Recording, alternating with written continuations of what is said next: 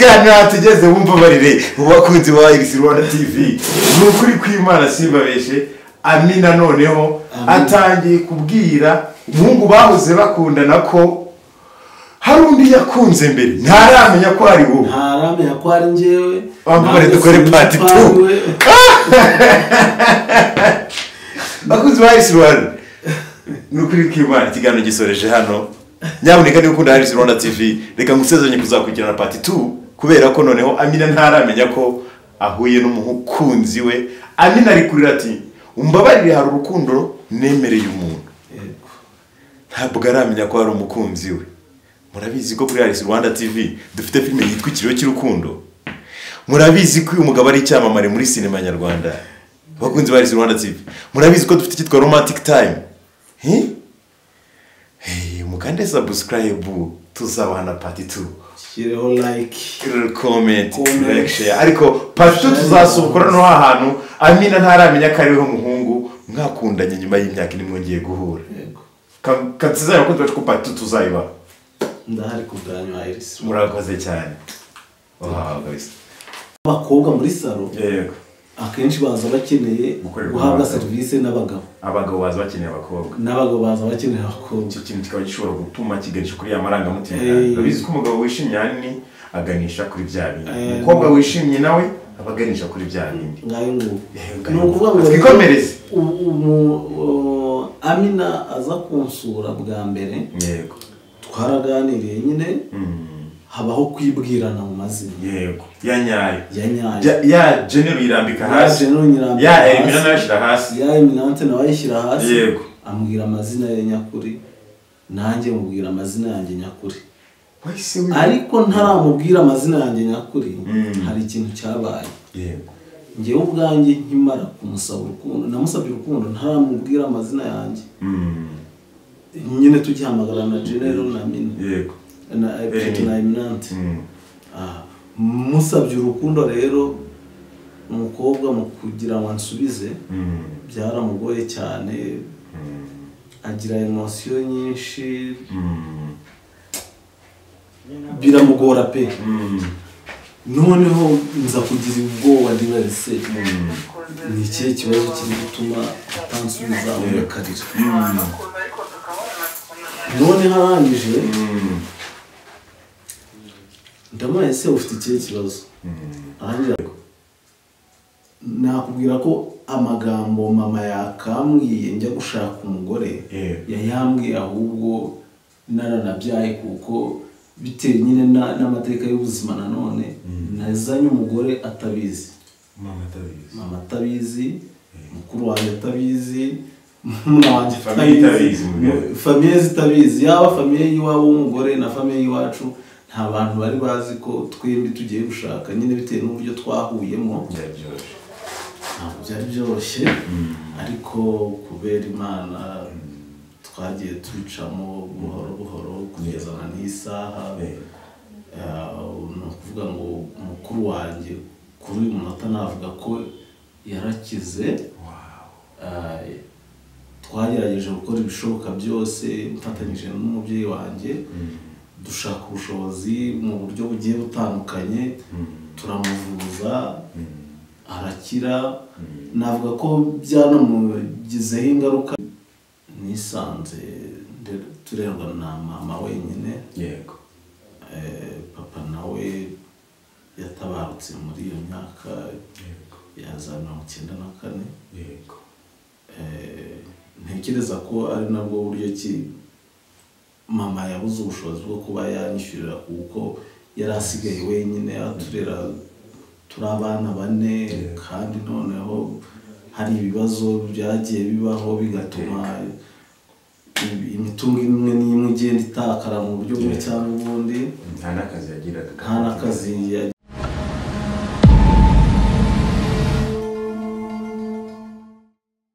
Iris Rwanda TV reka twongere tubasuhuze aho muherereye hose amajyepfo amajyaruguru iburengerazuba n'Iburasirazuba umujyi wa Kigali abakunda ibyo dukora muri hanze y'igihugu mwese reka dukomeze kubifuriza amahoro y'Imana kuko neza diaspora mumeze mute murabizi neza ko kuri Iris Rwanda TV n'ubundi iyo tugize amahirwe yo kubona abantu batandukanye bafite inama batugira, bafite ibyo bagezeho, bafite ubuzima baciyemo ariko butoroshe, ibyo byose nibyo tubazana kugira ngo tubiganireho bigire icyo bibigisha ndetse bigire n'icyo bisiga mu rubyiruko.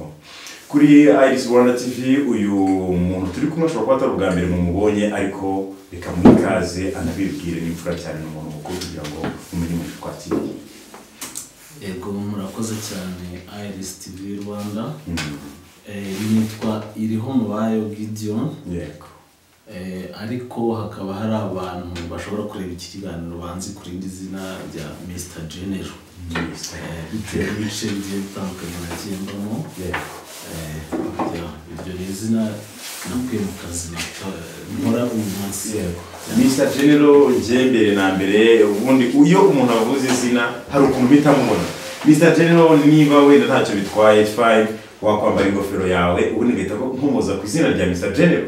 Ngahita abakunzi bakaza kwibona cyane nambaye ingofero nibwo numva wow kabisa. Urabona ko umuntu wambaye ingofero yambaye ingofero ya gisirikare cyangwa se ifite amabara ya gisirikare, si igisirikare runaka ubwo ingofero ifite amabara ya gisirikare, abantu bagiye bamenya no kubitandukanya. Mr General ngwaye gazi. Akoze cyane. Uyu munsi wa none Mr General, umugabo bigaragara ko mu nzozi zawe wakundaga kuzaba umusirikare, mbwira ubuzima bwawe kugira ngo usange uri Mr General. Murakoze. Kwitwa Mr General ntabwo ari uko nakundaga kumva najya mu gisirikare. Yego igisirikare ndagikunda ndanacyubaha cyane, kuko n'urwego rushinzwe umutekano uri ku rwego rwo hejuru, ku rwego rw'igihugu ndetse n'isi yose muri rusange. Burya ngo igihugu kugira ngo gikomere ni uko kiba gifite igisirikare gikomeye. Igisirikare respect. Mu by'ukuri rero kwitwa Mr General naryiswe n'abantu batandukanye bitewe nyine n'uburyo bambonaga mu kazi, uburyo kinkubaha n'uburyo ngakora, ariko noneho ngakunda kwambara style zirimo amabara y'amadoadoa, bigatuma abantu nyine bakunda kunyitirira izina. Birumvikana ntiwabona mukotanye mu myenda wambara kabisa. Of course. Ariko umuntu ubona ko kabisa umuntu akunda igihugu. Jene mbere na mbere buri umunyarwanda wese ajya yakunda igihugu, especially twebwe young generation cyangwa se urubyiruko.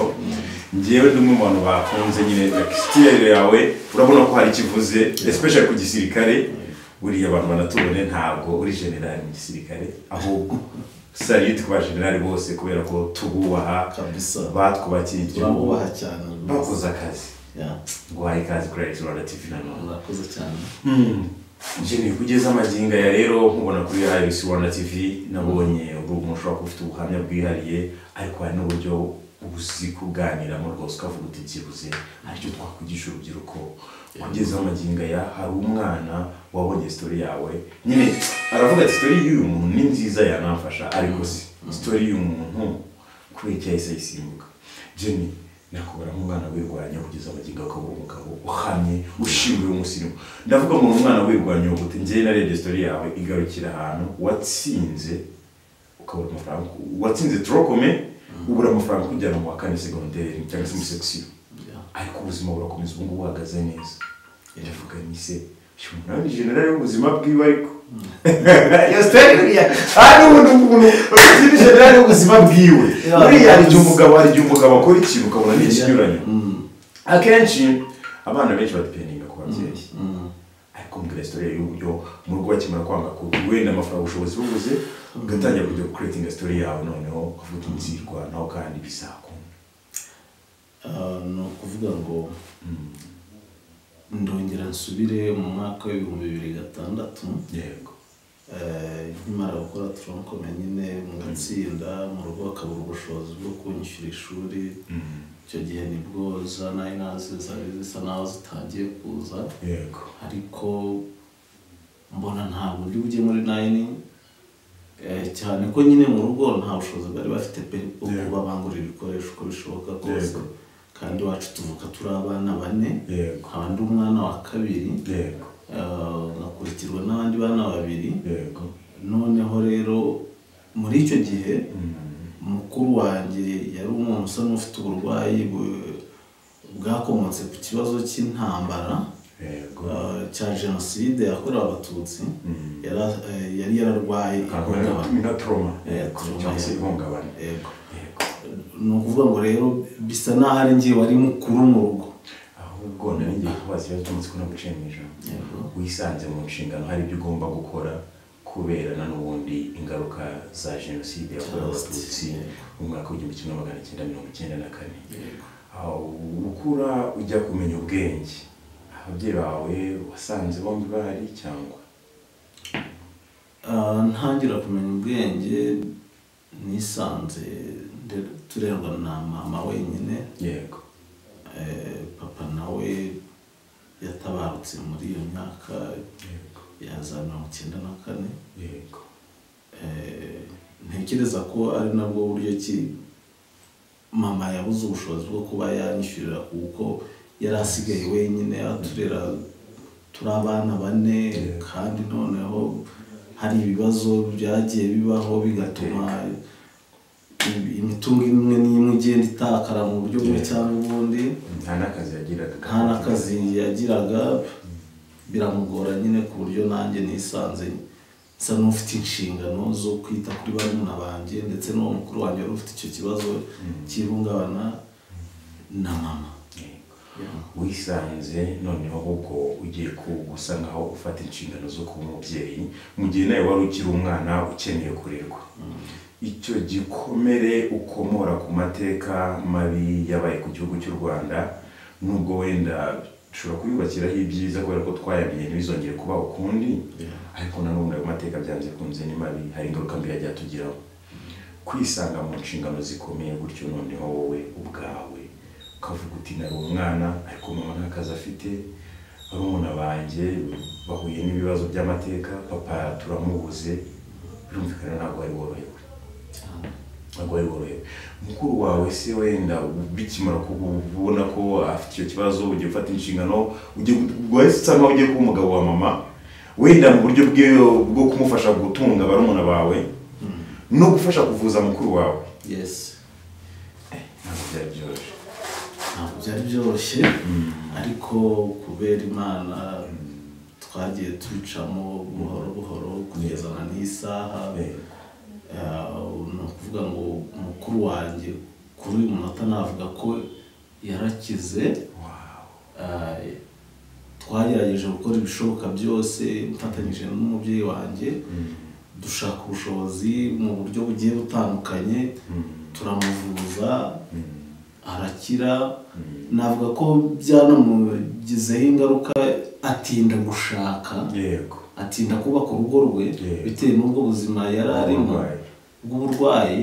Ubu ngubu akaba amaze umwaka umwe yubatse afite umugore, mu gihe ngewe mfite umwana w'imyaka 11 nubatse urugo mbere ye. Ariko ndatekereza ko nawe kimwe mu byagukushije hari gufata inshingano ukiri mutoya. Kandi numvikana rimwe na rimwe hari igihe umwana abona arambiwe guhahira barumuna be, guhahira mama wiwe, bitewe n'aho barumuna be bageze bamaze gukura, ukavuga uti nanjye nyine kwitekerezaho, nyine kugira iterambere ryanjye. Ushobora gufata icyemezo ugahura n'umukobwa, especially byiza muri kubona nk'umukobwa ufite ubwenge, wakubaka urugo ugakomeza gufata inshingano. Tuvuge hano wenda ku buzima noneho bwo kubana na mukuru wawe afite icyo kibazo, ahubwo mukibana kugeza amagingo ye. Mama wawe nyine mu bukwe bwa mukuru wawe, wenda abona mukuru wawe noneho mumuvuje amaze gukira, akareba ukuntu wabaye intwari y'umuryango. Cyane navuze ni izina generali rifite amateka yaryo, niyo nshaka kumenya. Ngiye nakuze numva nzaba umusirikare, ariko kubw'amahirwe make ntibyakunda. Ariko sari yitwa abasirikare bose, izina rya generali ndumva ahantu rikomoka. Buriya umunyarwanda birashoboka ko yaba intwari atari n'umusirikare. Reka nkubwire ngo uri intwari. Reka nkubwire ngo uri intwari kubera ko iyo ikintu cya mbere nkunze no kutateranya mama wawe mu nshingano. Mama wawe iyo mwicaranye ni irihe jambo rikomeye yakunda kukubwira? Mama ni umubyeyi, arankunda cyane, kandi nanjye ndamukunda cyane, ndanamwubaha cyane, bitewe n'uburyo ki yabaye umubyeyi wihariye, kugira ngo yatakaje umugabo we ariwe data akiri muto cyane. Yakaba yarashatse undi mugabo akabyara abandi bana, ariko ntabwo ibyo yabikoze ahubwo yafashe inshingano agerageza kwita ku bana yari asigaranye mu bushobozi buke yari afite. Mu by'ukuri rero iyo twicaranye nk'uko wari ubimajije ijambo nyine akunda kumbwira ahora ambwira ko umutima wanjye uteye nk'uwa data bitewe n'uko nanjye nabashije gufata inshingano nkamufasha kwita kuri barumuna banjye ndetse na mukuru wanjye. Uvuga ngo mama wawe akunda n'isura ya papa wawe ko byagenda kose kubera ko cyagiye mama wawe yari yihebye azi neza agasigaye wenyine ku rugamba rwo kurera abana yabyaranye na papa wawe warahagobotse. Uri intwari kabisa. Bakunzi ba Rwanda TV rero murabyumva ko abana rimwe na rimwe hari igihe twishuka tukaba nta kintu ushobora gufasha ababyeyi tukajya mu tubare tukagura amatelefone meza ariko abamama bacu noneho bafite ibikomere ku mutima kandi mu by'ukuri tubafashije twabafasha kubyomora twababa hafi bishoboka. Ukimara noneho kubona wenda nugera gushatsa umugore ni nk'iyihe message mama yakubwiye ujya gushaka umugore? Yego tugiye kuzima kuko mumura mu mwana w'imyaka 11 ko za message mama yaguye ugiye gushaka. Murakoze. Ni story ndende. Yego ndibanda kuri famille gusa. Ntekereza ko ubu nona yego nakubwira ko amagambo mama yakambwiye njya gushaka umugore yayambwiye ahubwo naranabyaye kuko bitewe nyine n'amateka y'ubuzima nanone nazanye umugore atabizi. Mama atabizi, mukuru wanjye atabizi, muna wanjye atabizi, famiye zitabizi, yaba famiye y'iwabo w'umugore na famiye y'iwacu nta bantu bari bazi ko twembi tugiye gushaka nyine bitewe n'uburyo twahuyemo. Ku buryo mama yamenye ko mfite umugore umwana wanjye agejeje amezi 8. Mama wawe yamenye ko ufite umugore umwana wagize amezi 8? Yes. Ibyo bangwara ribizi cyane bikomeye cyane. Ni wabo w'umugore bamenye ko yashatse umugabo ari uko uwo mwana agejeje amezi 8. Yes, natekereza ko buriya ahubwo icyo gihe nasubije ibintu ntabwo bishoboka ntabwo byumva neza. Mpamvu nabyumva se umukobwa yamaze amezi 8 wowe wataza haba. Ni ukuvuga ngo ubwo ndasa n'ukomoza ku buryo nahuye n'umugore wanjye kugira ngo byumvikane neza. Ni ukuvuga ngo umugore wanjye twamenyanye mu mwaka w'ibihumbi 2007. Yego 2007 nibwo yararangije kwiga primaire. Yego agiye kwiga secondaire yigaga mu wa mbere secondaire. Yego ni ukuvuga ngo umugore wanjye rero hari ahantu nabaga mu majyepfo nkora muri restaurant. Yego ariko muri urwo rugo muri iyo restaurant nakoragamo natahaga kwa boss. Yego muri urwo rugo rero harimo umwana w'umukobwa wiganaga n'umugore wanjye. Yego kuko umugore wanjye we ntabwo yabaga muri urwo rugo ahubwo yari umuturanyi wa boss. Yego noneho nyine uwo mukobwa wo kwa boss nza kumusaba kumpuza n'uwo mukobwa bitewe n'uburyo naramubonye ndamubenguka. Yiga mu wa mbere secondaire. Yiga mu wa mbere secondaire. Urumva nanjye nari mu myaka yo kubyirukana 2007 mu myaka 19. Urumva byanze bikunze nari mu myaka ishyushye y'abasore yo gutereta. Umugore wawe icyo gihe cyo muri 2007 we yaragize ifite imyaka ingahe? 2007 urumva yari afite imyaka 14. Mugiye mu rukundo. Tugiye mu rukundo. Yego ntumbwire ko amaze imyaka n'umutegereje ngo yuzuze 18 yo gushaka. Ntabwo ari imyaka 4 gusa. Hari umuntu ushobora kumarana n'umuhungu imyaka irenze 4? Ntabwo ari imyaka 4 gusa kuko namutegereje imyaka igera muri 6. Umugore wawe mutegereje imyaka igera muri 6 twamenyanye aribwo agiye kwiga mu wa mbere secondaire. Yego twabanye ari uko arangije kwiga. kandi mu by'ukuri hagati aho ngaho nyine muri iyo myaka 6 hagiye hacamo ibintu byinshi cyane. Ni story ndende. Umusore nkawe w'ibogari munini gutyo uko ugaragara nk'umusore w'ibogari imyaka 6 kugira ngo wihanganire kuyimara utegereje umukobwa none especially umunyeshuri izo mbaraga wazikuraga ntabwo wamucaga inyuma nicyo nshatse kubaza ukigira mu bandi bakobwa we nukagaruka no kuvuga ngo uburyo ki namutegereje iyo myaka 6 yose tukimara kumenyana nkimara guhuzwa nawe n'uwo mukobwa wabaga kwa boss twarakundanye yego noneho haciyemo nk'amezi 7 tumenyanye turi mu rukundo yego biba ngombwa ko nsubira iwacu musa nkaho ugiye kureye njya kureye urumva yego nsubira iwacu yego urumva nabaga mu majyepfo ariko iwacu kavukire ni Burasirazuba yego ariko noneho famiye ya papa na mama bakaba bavuka hano mu majyaruguru yego no kuvuga ngo rero nasubiye Burasirazuba ndagenda mbayo yego ndavuga ni warukimbwira uti mva Burasirazuba namaze imyaka 2 tudahura kuko ari kuri umukunzi wawe ntabwo yarakomeje amasomo ariko se icyo gihe muri iyo myaka 2 mudahura urukundo rwarakomeje rubaho ni ukuvuga ngo nyuma y'iyo myaka 2 ahubwo ntabwo ari 2 gusa ahubwo ni 3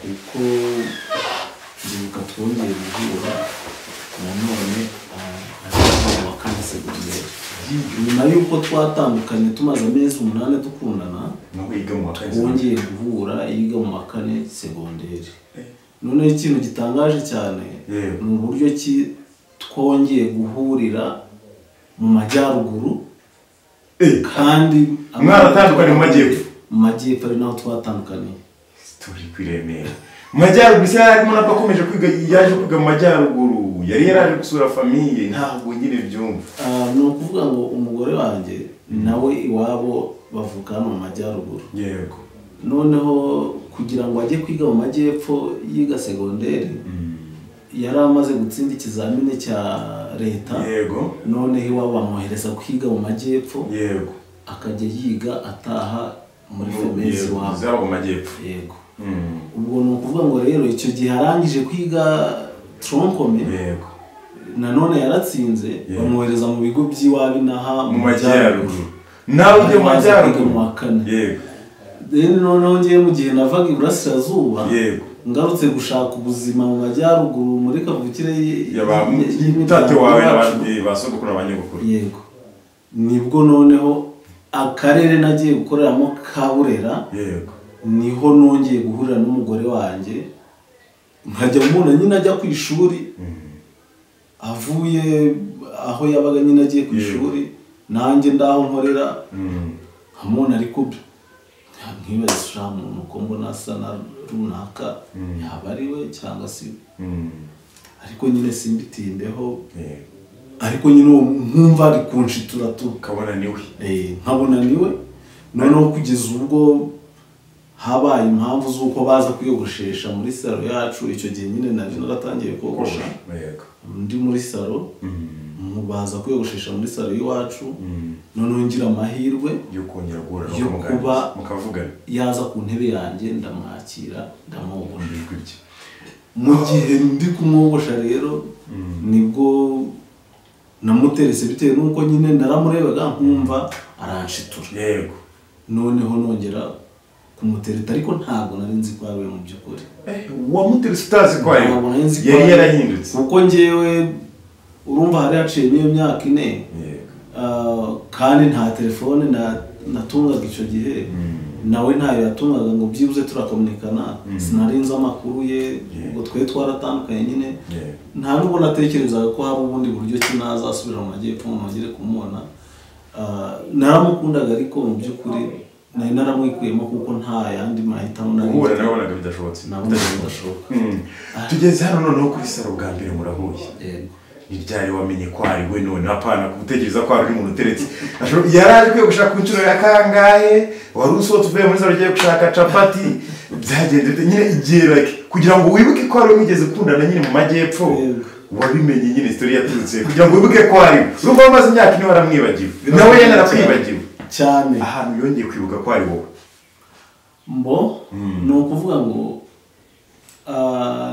n'impamvu noneho yatumye tuyoberekana yego anyoberwa nanjye nkamuyoberwa yego icyo gihe izina nitwaga muri iyo quartier yego niryo abantu bari baranyise nyine ryari ni rya Mr. General ryo mu kazi niryo abantu bampamagaraga yego kandi we akaba yarazi iriho mubayo Gideon yego noneho nanjye nkaba nari muzi ku izina rya Niyongabire Amina yego noneho icyo gihe muri 2011 mujya guhura muri Burera duhura muri Burera hari umunyamakuru wari uhitinze witwaga Eminante urumva rero niwe bamwitiriraga Amina bakarinda bagahamagara Eminante ubwo rero njye namwakiriye nka Eminante ubu umugore nyine mu bigaragara wabonye uwo mwakundanye mushyashya kuko ntabwo wabonaga atari wawe undi wa mbere mwana we mu kintu noneho twihute tuganira ku musozo wenda kugira ngo mwite mbanga ndagira ngo tugere kuri story noneho akimara kukwibwira ukibuka ko ari we nawe akibuka ko ari wowe uwo munsi wumvishe umeze ute byari bimeze bite ni ibintu bikomeye cyane ku rwego kubisobanuza amagambo bijya bingora cyane uwo munsi bwiye umuntu aravuga ati iyo ni filime ntabwo ibyo bintu bibaho ariko nyine byarabaye naramwakiriye ndamwogosha mubwira buryo ki ari mwiza cyane ko yari afite n'umusatsi mwiza nyine namwese umusatsi wawe ku kibaho unyujijemo uruhara kweri ubwo mperaho nyine mutereta musaba kuzaza kunsura ngira amahirwe abinyemerera bitagoranye noneho umunsi wo kuza kunsura ugeze yaje mu rugo aho nabaga turicara turaganira mubwira buryo ki namukunze mubwira n'icyo nifuza kuri we kuko njyewe mu myaka ibyo wifuza cyari iki numvaga nifuza ko yazambera umugore ubuzima bwanjye bwose bitewe n'uburyo ki ku nshuro ya mbere yaragusuye ku nshuro ya mbere yaransuye ariko njye nkarana nsanzwe mubona nyine ubwo usanzwe umuntu ubona nyine ukuntu agaragara ukuntu atuje atavuga menshi abumuzi buriya Amina bamenye n'ubwo utavuga menshi kandi ubucecetse ariko wariseye ariko n'ikinyabupfura cyinshi yagize amahirwe yo kumumenya ngewe dukomeze abakwafiri mugira akagezo kanyu ko gushurashura niko bavuga ntabwo ari bose ariko burya ntekereza ko impamvu babitwitirira uriya muri Saudi Coiffure duhura n'ibitsina bitandukanye nyine kandi benshi bagira n'imico itandukanye noneho nk'abakobwa muri salo akenshi baza bakeneye guhabwa serivisi abagabo baza bakeneye abakobwa icyo kintu kikaba gishobora gutuma kiganisha kuri ya marangamutima urabizi ko umugabo wishimye ahanini aganisha kuri bya bindi umukobwa wishimye nawe abaganisha kuri bya bindi ni ukuvuga ngo twikomereze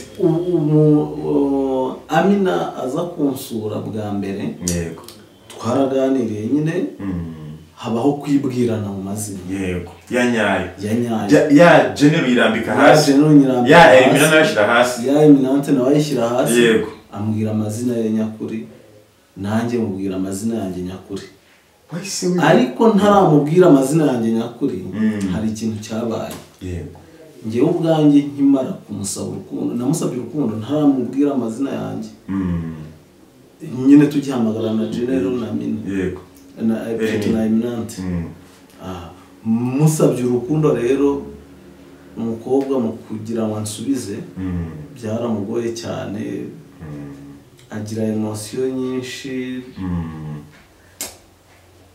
biramugora pe noneho nza kugira ubwoba ndibarise ni ikihe kibazo kiri gutuma atansubiza umukarira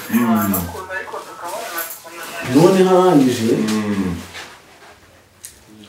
ndamubaye ese ufite ikihe kibazo arangije arambwira ati mu by'ukuri ntabwo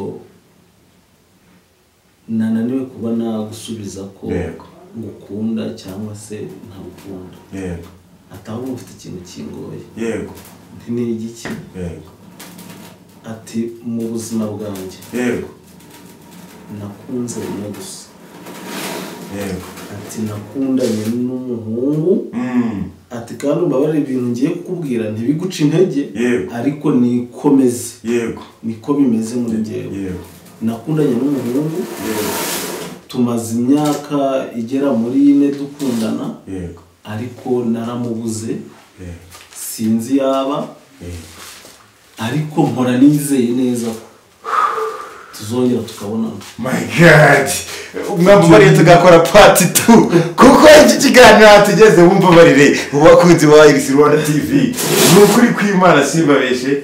Amina noneho atangiye kubwira umuhungu bahoze bakundana ko hari undi yakunze mbere ntaramenya ko ari wowe, ntaramenya ko ari njyewe. Mwambabarire dukore part 2. Bakunzi wa Iris Rwanda n'ukuri kw'Imana ikiganiro gisoreje hano. Nyabuneka niba ukunda Iris Rwanda TV reka ngusezeranye kuzakurikirana part 2 kubera ko noneho Amina ntaramenya ko ahuye n'umukunzi we. Amina ari kurira ati umbabarire hari urukundo nemereye umuntu, ntabwo aramenya ko hari umukunzi we. Murabizi ko kuri Iris Rwanda TV dufite filime yitwa Ikiriyo cy'urukundo. Murabizi ko uyu mugabo ari icyamamare muri sinema nyarwanda. Bakunzi ba Iris Rwanda TV murabizi ko dufite cyitwa Romantic Time. Mukande subscribe tuzabana part 2. Shireho like, comment, like, share. Ariko part 2 tuzasukura no ahantu Amina ntaramenya ko ari we muhungu mwakundanye nyuma y'imyaka nimwe ngiye guhura. Katsiza ko twacu part 2 tuzayiba. Ndahari kubwanyu Iris. Murakoze cyane. Wow guys.